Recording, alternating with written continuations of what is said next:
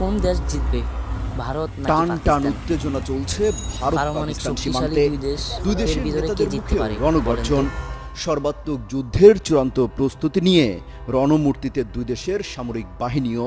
সীমান্ত চৌকিগুলোতে যুদ্ধাস্ত্রের ডামাডোল।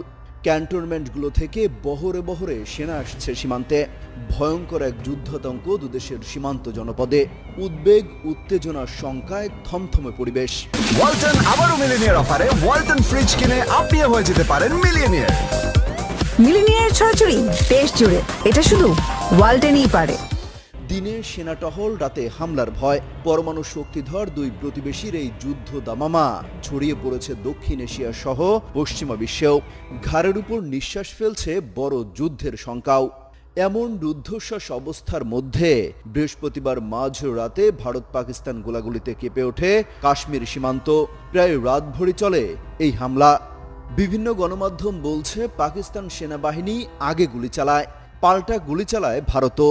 ভারতীয় সামরিক সূত্র জানিয়েছে বৃহস্পতিবার এবং শুক্রবার রাতে জম্মু ও কাশ্মীরে নিয়ন্ত্রণ রেখা বরাবর কিছু ভারতীয় চৌকিতে গুলি চালিয়েছে পাকিস্তানি সেনারা।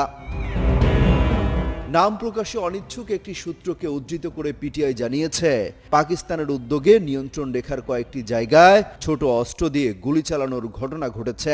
ফলে ভারতীয় সেনাবাহিনীও পাল্টা গুলি চালিয়েছে। থেমে থেমেই চলে সেই গোলাগুলি, তবে এই গুলি বিনিময়ে কোনো হতাহতের ঘটনা ঘটেনি।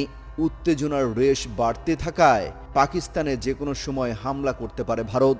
সেই কারণে হুমকি মোকাবেলায় প্রস্তুতি নিচ্ছে পাকিস্তানের সশস্ত্র বাহিনীও। সীমান্ত লাগোয়া ঘাঁটিগুলোতে সেনার সংখ্যা বৃদ্ধি করছে রাওয়ালপিন্ডির সেনা কর্মকর্তারা। পাকিস্তানের এক নিরাপত্তা কর্মকর্তা আল জাজিরাকে বলেছেন, আমরা উচ্চতরের সতর্কতা বজায় রাখছি, কিন্তু ভারতের মতো আমরা আমাদের প্রস্তুতি নিয়ে কথা বলে কোনো অপ্রয়োজনীয় হাইপ তৈরি করতে চাই না। মঙ্গলবার বিকালে কাশ্মীরের পেহেলগামে হামলায় ২৬ পর্যটক নিহতের ঘটনায় জড়িত থাকার অভিযোগ প্রত্যাখ্যান করেছে পাকিস্তান। শুক্রবার পাকিস্তানের পার্লামেন্টের উচ্চকক্ষ সিনেটে এই বিষয়ে সর্বসম্মতিক্রমে একটি প্রস্তাব পাশ হয়েছে।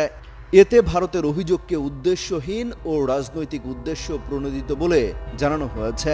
এছাড়া এই ঘটনাকে কেন্দ্র করে ভারতের যে কোনো পদক্ষেপের চূড়ান্ত জবাব দেওয়ার হুঁশিয়ারিও দেওয়া হয়েছে। অমিত হাসান রবিন, যুগান্তর নিউজ।